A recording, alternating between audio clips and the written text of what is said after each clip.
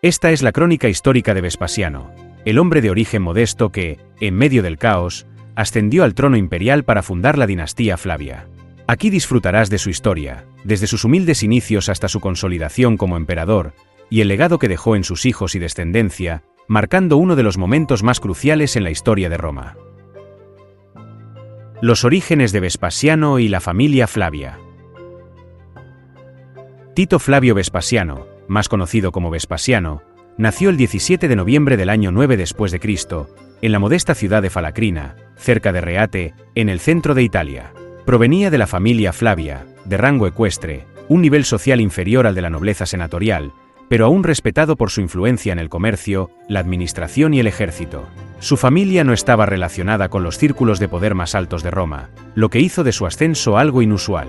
Su padre, Tito Flavio Sabino, trabajaba como recaudador de impuestos, publicano y banquero en Asia, funciones que le proporcionaron una posición económica estable, pero sin el prestigio de los grandes patricios. Su madre, Vespasia Polla, ejerció una influencia importante en la vida del joven Vespasiano. Provenía de una familia de rango senatorial, con su hermano siendo senador, lo que vinculó a Vespasiano de alguna manera con la aristocracia romana. A pesar de estas conexiones, la familia Flavia seguía siendo parte de una clase media alta, sin la influencia política de las grandes dinastías de la época, como los Julio Claudios que habían dominado Roma durante décadas. Vespasiano creció en un ambiente rural, alejado de la fastuosidad de la vida en Roma. Su niñez estuvo marcada por una educación sobria y estricta, basada en la práctica y la disciplina, más que en las refinadas artes de la retórica y la filosofía que caracterizaban a los hijos de la élite. A diferencia de muchos jóvenes romanos, que se formaban en escuelas bajo la tutela de los mejores maestros de la capital, Vespasiano fue educado en su mayoría en las artes militares y en la administración pública. Su madre, Vespasia, era conocida por ser una mujer fuerte y decidida, que impulsaba a su hijo a luchar por sus ambiciones, aunque Vespasiano inicialmente no mostró un gran interés por la carrera militar ni política. Se dice que su madre tuvo que empujarlo literalmente a perseguir el cursus honorum, el camino político-militar que seguiría en su vida. Su hermano mayor, Flavio Sabino, ya ocupaba posiciones importantes dentro del imperio, lo que le facilitó el acceso a algunas oportunidades dentro del ejército y la administración pública. Sabino se había destacado como prefecto en Roma y más tarde como gobernador de Moesia y praefectus urbi, cargos que le otorgaron cierto reconocimiento. No obstante, fue la propia habilidad de Vespasiano y su pragmatismo los que le permitirían superar las limitaciones de su modesto origen. Un dato crucial en la construcción de su carácter fue el ambiente social de la ciudad de Reate, donde predominaban familias ecuestres dedicadas a la agricultura y a la administración local, lejos de la política romana. Este origen lo conectó más tarde con las legiones, que respetaban a los hombres que venían de familias militares y rurales. Su conexión con las legiones, que veían en él a un líder cercano y ajeno a las intrigas de las altas esferas de Roma, sería decisiva en su ascenso al poder. Su ascenso en la política y el ejército. El ascenso de Vespasiano fue un proceso largo y trabajado, cimentado en su talento para la administración y las operaciones militares, más que en alianzas familiares poderosas o una gran fortuna. Su avance en la vida pública fue gradual, y reflejo de su capacidad para ganarse la confianza de los emperadores a través de su destreza en las provincias.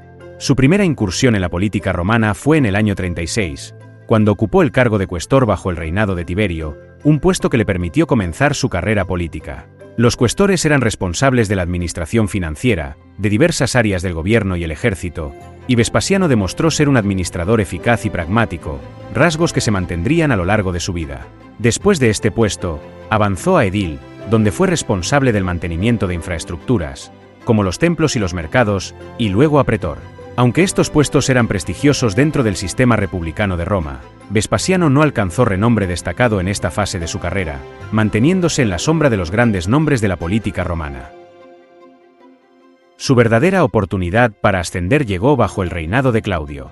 En el año 47, Claudio, reconociendo su capacidad, lo nombró legado de una legión en la provincia de Germania. Este puesto le permitió demostrar su habilidad para liderar tropas y gestionar una región compleja desde el punto de vista militar y político. La provincia de Germania estaba en constante tensión, debido a la proximidad de las tribus germánicas que desafiaban la autoridad romana. Vespasiano demostró ser un comandante firme y hábil, capaz de mantener el control en una región inestable. No obstante, Su éxito militar más significativo llegó en Britania, donde fue asignado como comandante de la Segunda Legión Augusta, durante las campañas de Claudio para conquistar la isla. Entre el año 43 y 47, Vespasiano lideró una serie de operaciones militares decisivas, sometiendo a los pueblos celtas del suroeste de Britania, incluyendo la toma de importantes centros fortificados. Bajo su mando, las legiones romanas avanzaron hasta las tierras de los Dumnonios, consolidando el control romano en la región. Fue en esta campaña, donde se destacó por su liderazgo y estrategia, lo que le granjeó la confianza del emperador Claudio, y un reconocimiento significativo en los círculos militares. A pesar de que Vespasiano era conocido por su éxito en Britania, su carrera tuvo altibajos, particularmente durante el reinado de Nerón. Tras su servicio en Britania, Vespasiano fue nombrado procónsul de África en el año 63, un cargo que tenía menos prestigio militar, pero que lo consolidó como un administrador capaz. Se dice que la provincia pasó por un periodo de escasez de grano durante su administración, lo que Vespasiano manejó con astucia, lo que mejoró su reputación como un gestor eficiente de crisis. El punto decisivo en su carrera llegó en el 66, cuando Nerón lo nombró comandante en jefe, para sofocar la gran revuelta judía en la provincia de Judea. Esta revuelta fue uno de los desafíos más importantes para Roma en ese momento, ya que las facciones judías se habían levantado en armas contra el dominio imperial, y el conflicto amenazaba con extenderse. Vespasiano, junto con su hijo Tito, fue enviado con la misión de recuperar el control de la región. La campaña en Judea fue larga y compleja, pero Vespasiano demostró una gran capacidad táctica, al manejar la guerra de guerrillas de los judíos, dividiendo sus fuerzas y asegurando la región gradualmente. Durante los años 66 a 68, aplastó con éxito las principales resistencias y preparó el asedio de Jerusalén, aunque no llegó a completarlo personalmente, ya que su hijo Tito lo culminaría más tarde. La eficacia de su liderazgo en Judea le ganó la lealtad de las legiones estacionadas en Oriente, lo que sería crucial cuando, tras la muerte de Nerón, Roma se sumió en el caos de la guerra civil. Para cuando el imperio se encontraba en plena agitación tras la muerte de Nerón, y los emperadores se sucedían rápidamente, durante el año de los 4 emperadores, Vespasiano ya contaba con el respaldo de un ejército poderoso, algo que más tarde se convertiría en el eje de su ascenso definitivo al poder imperial. El ascenso al poder y la fundación de la dinastía Flavia. Tras años de despilfarro y descontento bajo el reinado de Nerón, Roma quedó sumida en una guerra civil, mientras varios generales luchaban por el control del trono. En cuestión de meses, Galba, Otón y Vitelio se sucedieron rápidamente en el poder, cada uno intentando estabilizar el imperio sin éxito. Fue en medio de esta incertidumbre que Vespasiano, desde la lejana provincia de Judea, vio una oportunidad para ascender al poder. Durante este tiempo, se había ganado el respeto y la lealtad de las legiones del Este, que veían en él a un líder firme y experimentado, capaz de restaurar el orden en un imperio tambaleante. En julio del 69, las legiones estacionadas en Judea y Egipto, con el respaldo del gobernador de Siria, Cayo Licinio Muciano, lo proclamaron emperador. Este fue un momento crucial, ya que Vespasiano ahora contaba con un ejército, dispuesto a apoyarlo en su lucha por el trono, un factor clave para cualquier aspirante al poder en Roma. Otro aliado clave en su campaña fue Antonio Primo, comandante de las legiones del Danubio, quien lideró la ofensiva en Italia contra Vitelio, el emperador que en ese momento ocupaba Roma. Antonio Primo, tras reunir las fuerzas en el norte de Italia, derrotó a las tropas de Vitelio en la segunda batalla de Bedriacum, una victoria decisiva que abrió el camino hacia la capital. Con Vitelio incapaz de detener el avance de las tropas leales a Vespasiano, Roma cayó en manos de los soldados de Antonio Primo, y Vitelio fue ejecutado en diciembre del 69. Este fue el final del breve y caótico reinado de Vitelio, marcado por la indulgencia y la incapacidad para mantener el control del imperio. Mientras tanto, Vespasiano aún permanecía en Egipto, consolidando su control sobre las provincias más estratégicas del imperio, pero la marcha hacia Roma se había completado bajo el liderazgo de sus aliados. En diciembre del 69, el Senado romano, viendo en Vespasiano una oportunidad para restaurar la estabilidad, lo proclamó emperador oficialmente. Así, tras un año de incertidumbre y derramamiento de sangre, Roma encontró en él un líder capaz de devolverle el orden y el equilibrio al imperio. A diferencia de sus predecesores inmediatos, y de las dinastías aristocráticas como los Julio Claudios, Vespasiano no provenía de una familia patricia. Aunque su madre tenía conexiones senatoriales, su linaje familiar era modesto, en comparación con las grandes casas nobiliarias de Roma. Esta falta de linaje aristocrático, lejos de ser un obstáculo, se convirtió en una ventaja. Representaba una ruptura con la tradición de que los emperadores debían ser descendientes de las grandes familias romanas, mostrando que lo que realmente importaba en esa época de caos era el respaldo militar y la capacidad administrativa. La dinastía Flavia, que Vespasiano fundó, se basaba más en la competencia y en las virtudes militares que en el pedigrí aristocrático. Era un símbolo de una nueva era en la que el éxito y la capacidad podían elevar a un hombre al trono, independientemente de su origen familiar. A partir de este momento, los emperadores ya no necesitarían estar conectados con las grandes dinastías senatoriales, siempre y cuando contaran con el apoyo de las legiones y demostraran ser capaces de mantener el orden y la paz en el imperio. Familia, legado y los hijos de Vespasiano. Vespasiano se casó con Flavia Domitila, quien, al igual que él, provenía de una familia ecuestre. Este matrimonio fue una unión estratégica y pragmática, típica de la vida de Vespasiano, quien siempre priorizó el mérito sobre el linaje. Flavia Domitila, aunque no pertenecía a la aristocracia senatorial, tenía una sólida reputación y una conexión con la clase media alta de Roma. Juntos, tuvieron 3 hijos que serían clave para la continuidad de la dinastía Flavia: Tito, Domiciano y Domitila la menor. Tito Flavio Vespasiano, el mayor de sus hijos, fue una figura esencial en la vida de su padre. Desde muy joven, Tito acompañó a Vespasiano en sus campañas militares, particularmente en la revuelta de Judea.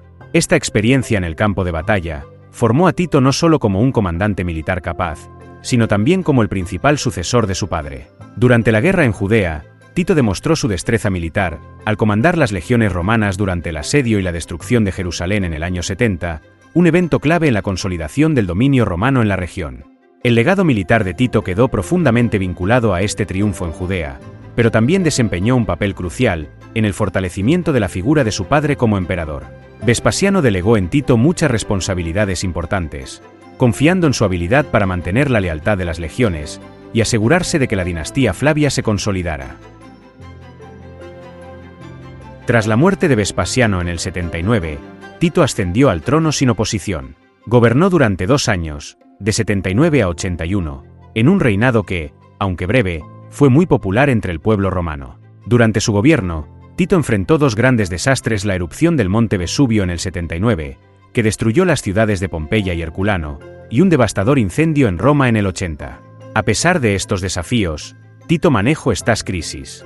Además, uno de los proyectos más grandes que supervisó fue la finalización del Coliseo, también conocido como el Anfiteatro Flavio, un monumento que simbolizaba el poder y la gloria de la dinastía fundada por su padre. Sin embargo, la muerte de Tito en 81 fue repentina y ha sido objeto de especulación a lo largo de los siglos. Se sabe que murió tras un breve periodo de enfermedad, afectado por una fiebre, según los relatos antiguos.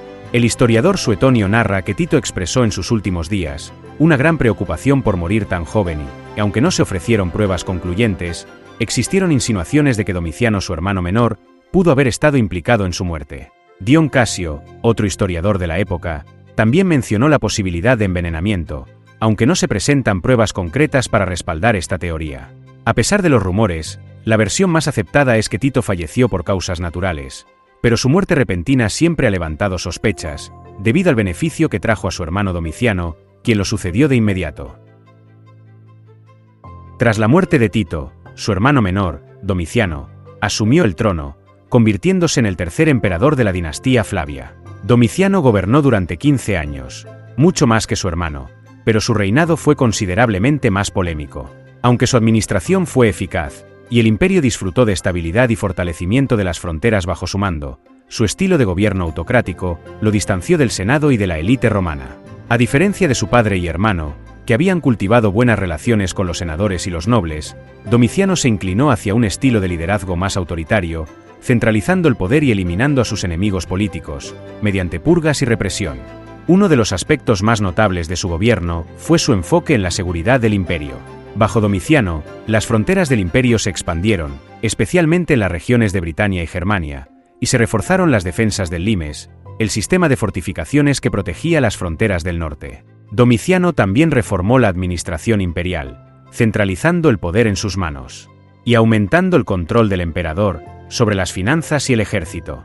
Domiciano se volvió cada vez más desconfiado de su entorno, lo que llevó a la creación de una atmósfera de temor y represión. Eventualmente, en el año 96, Domiciano fue asesinado en una conspiración palaciega, en la que participaron miembros de su propia corte, marcando el fin de la dinastía Flavia. La tercera hija de Vespasiano, Domitila la Menor, tuvo un papel menos prominente en la historia, falleciendo en su juventud, lo que afectó a la familia profundamente. A pesar de su corta vida, ella fue parte de la red de alianzas matrimoniales y sociales, que ayudaron a consolidar el poder de los Flavios durante las primeras etapas del reinado de Vespasiano. Aunque la dinastía Flavia fue relativamente breve, el liderazgo de Vespasiano y sus hijos fue crucial para la recuperación de Roma tras los tumultos del año de los 4 emperadores, y su legado, tanto en la historia militar como en la política, perdura como uno de los momentos más importantes en la historia imperial de Roma. Conclusión de la crónica.